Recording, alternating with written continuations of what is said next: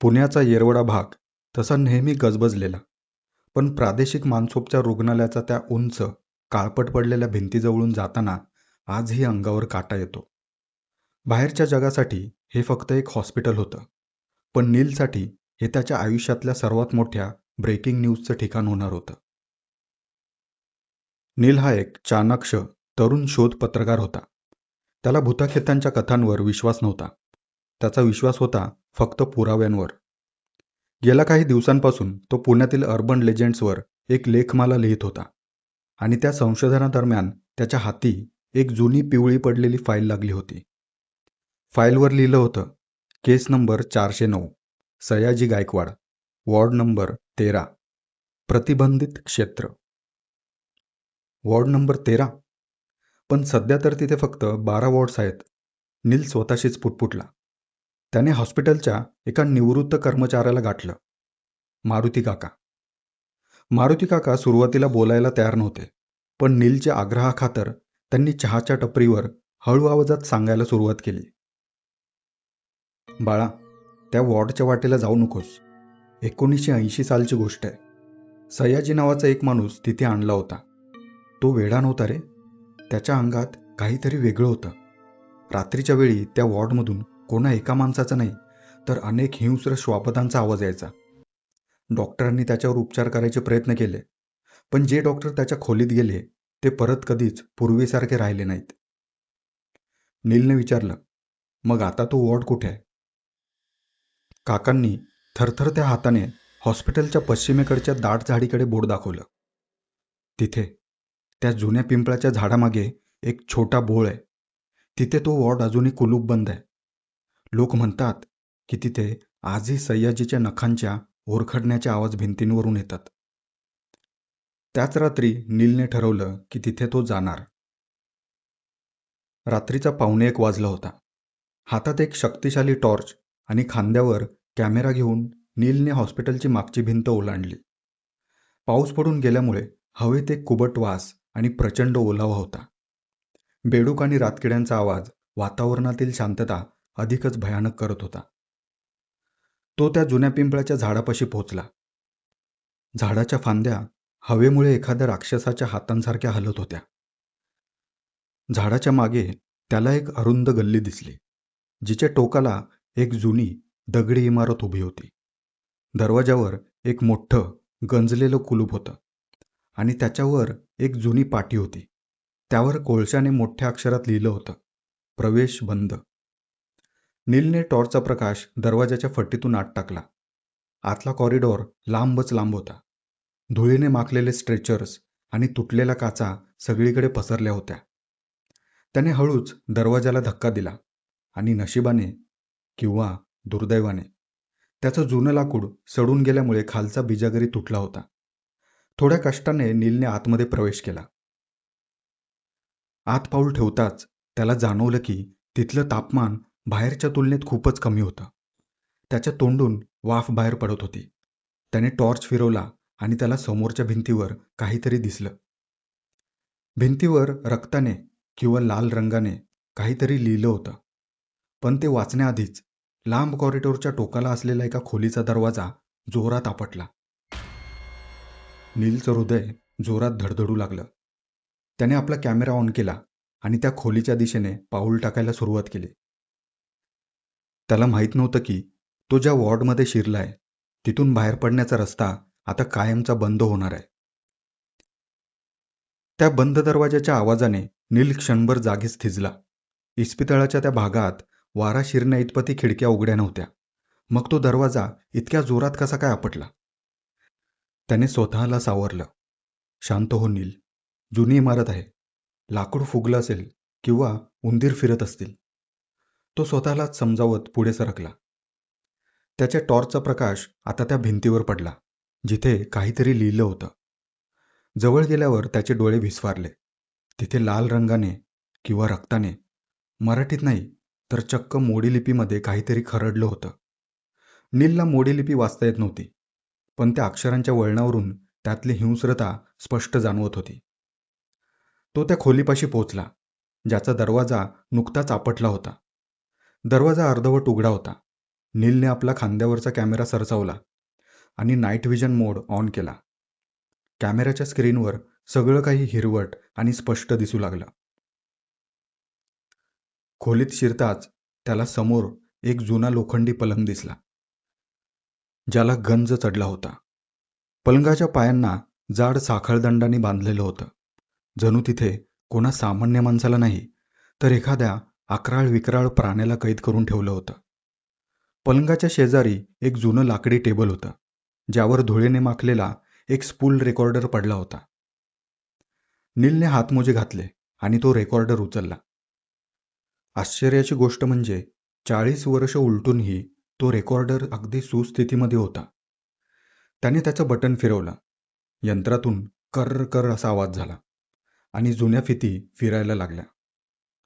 प्रथम फक्त शांतता होती, मग कोणाच्या तरी श्वासोच्छ्वासाचा जड आवाज ऐकू आला. रेकॉर्डिंगमधील आवाज होता, मी डॉक्टर नीलकंठ. आज 10 ऑक्टोबर 1980. रुग्ण सयाजी गायकवाड याला झोपेचं इंजेक्शन देऊनही हा शांत होत नाहीये. हा सारखा एकच गोष्ट जप करतोय. ती येते, ती येते. सयाजी, कोण येणार आहे? त्याच्या पुढचा आवाज होता सयाजीचा, खर्जातला आणि कासावीस. डॉक्टर साहेब, मला साखळदंडाने बांधू नका. तिला लोखंडाचा वास येतो. ते चिडते खूप. ती माझ्या शरीरातून बाहेर पडायला बघते. सोडा मला. तुम्ही पळा इथून. अचानक रेकॉर्डिंगमध्ये एक भीषण किंकाळी ऐकू आली, जी मानवी वाटत नव्हती. त्यानंतर काहीतरी तुटल्याचा आणि काचा फुटल्याचा प्रचंड आवाज झाला आणि रेकॉर्डिंग संपलं. नीलच्या अंगावर सरसरून काटा आला. त्याने टॉर्च खाली जमिनीवर फिरवला तर त्याला तिथे नखांच्या ओरखड्यांच्या खुणा दिसल्या, ज्या पलंगापासून थेट भिंतीपर्यंत गेल्या होत्या. जणू कोणीतरी भिंतीवर चढून गेलं असावं. अचानक नीलच्या कानाजवळ कोणीतरी हळूच कुजबुजलं, आलास तू? नील दचकून मागे फिरला, पण तिथे कोणीच नव्हतं.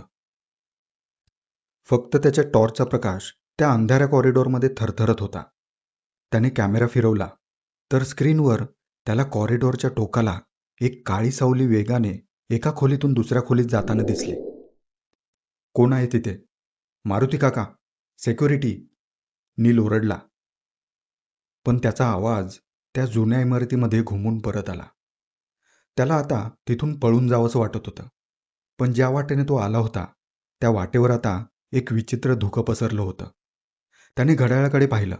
रात्रीचे 3:15 झाले होते, ज्याला डेव्हिल्स अवर असं मानलं जातं. नीलला आता जाणीव झाली की सयाजी तिथे मेला नव्हता. तो आजही तिथेच आहे आणि तो कोणीतरी येण्याची वाट पाहत होता. नीलच्या कानात पुन्हा तो फुसफुसणारा आवाज घुमला होता, आलास तू? तो आवाज मानवी नव्हता.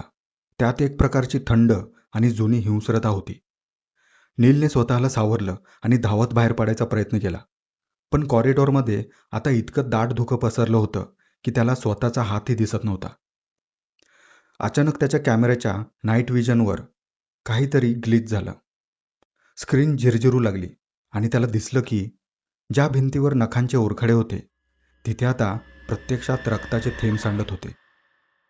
पळ नील, पळ इथून, त्याच्या मनाचा एक कोपरा ओरडत होता. तो धावू लागला, पण त्याला जाणीव झाली की तो ज्या वॉर्डमधून बाहेर पडायचा प्रयत्न करतोय तो वॉर्ड संपतच नाहीये.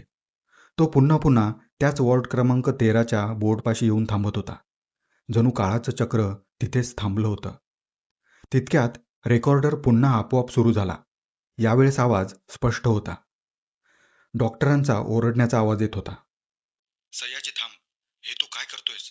तुझे डोळे पूर्ण काळे का झालेत? नको, जवळ येऊ नकोस. तुझ्या साखळ्या कशा तुटल्या? रेकॉर्डिंगमध्ये पुढे सयाजीचं अकराळ विक्राळ हास्य होतं. मी सयाजी नाहीये. मी तो आहे ज्याला तुम्ही मानसोपचार म्हणता, पण जो प्रत्यक्षात तुमच्या विज्ञानाच्या पलीकडे आहे. या भिंती आता माझ्या रक्ताने मागतील. नीलने टॉर्चचा प्रकाश छतावर टाकला आणि त्याच्या काळजाचा ठोकाच चुकला. छतावर पालीसारखी एक मानवी आकृती चिकटलेली होती. त्याचे केस लांब आणि विस्कटलेले होते, नखं 2-2 इंच लांब होती आणि तीक्ष्ण होती. त्याचे डोळे पूर्णपणे काळेशार होते, बाहुल्यांशिवाय. तो सयाजी होता. 40 वर्षानंतरही तो जिवंत होता की त्याची ऊर्जा होती हे समजण्यापलीकडचं होतं. सयाजीने छतावरून खाली उडी मारली आणि नीलच्या समोर उभा राहिला. त्याच्या शरीरातून सडलेल्या मांसाचा आणि लोखंडाचा वास येत होता.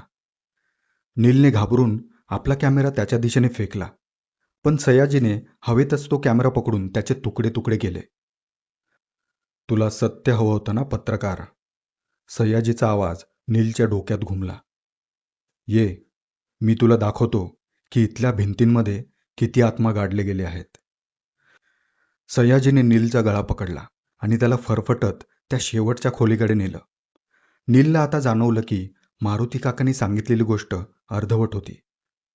सयाजीला तिथे उपचारांसाठी नाही आणलं होतं, तर कोणातरी तांत्रिकाने त्या अमानवीय शक्तीसह तिथे बंदिस्त करण्यासाठी आणलं होतं. आणि आज 40 वर्षांनी नीलने चुकून ते जुनं कुलूप तोडून त्याला पुन्हा मुक्त केलं होतं. नीलच्या गळ्यावर सयाजीच्या नखांची पकड घट्ट होत चालली होती. नीलला श्वास घेणं कठीण होत चाललं होतं. घशातून आवाजही बाहेर पडणं कठीण झालं होतं. त्याचं हृदय भात्यासारखं उडू लागलं होतं. पण त्याला आठवलं, त्याच्याकडे एक छोटा पण तीव्र झोताचा टॉर्च होता. तो नेहमी त्याच्याजवळच असायचा.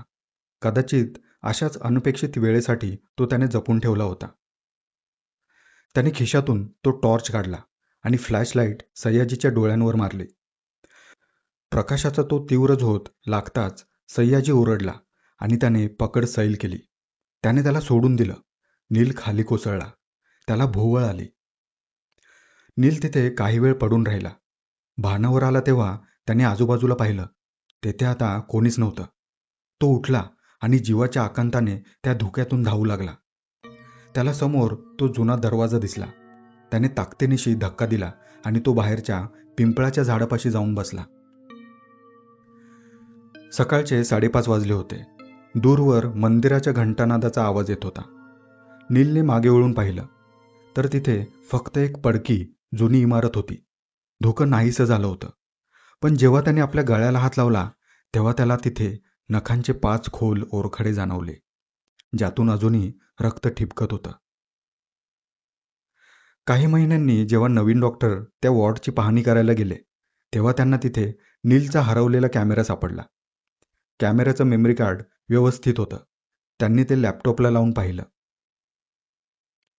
व्हिडिओमध्ये नील एकटाच त्या खोलीत कोणाशी तरी बोलताना दिसत होता. तिथे कोणीच नव्हतं, पण व्हिडिओच्या अगदी शेवटच्या फ्रेममध्ये नीलच्या मागे आरशात एक आकृती दिसत होती.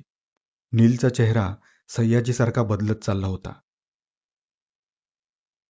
नीलचा शोध घेतला गेला, पण शोधांती कळले की नील 2 महिन्यांपासून बेपत्ता आहे. पुण्याच्या येरवडा मेंटल हॉस्पिटलचा वॉर्ड क्रमांक 13 पुन्हा एकदा कायमचा बंद करण्यात आला. पण आता तिथे रात्रीच्या वेळी एका नाही तर 2 लोकांच्या ओरडण्याचा आवाज येतो.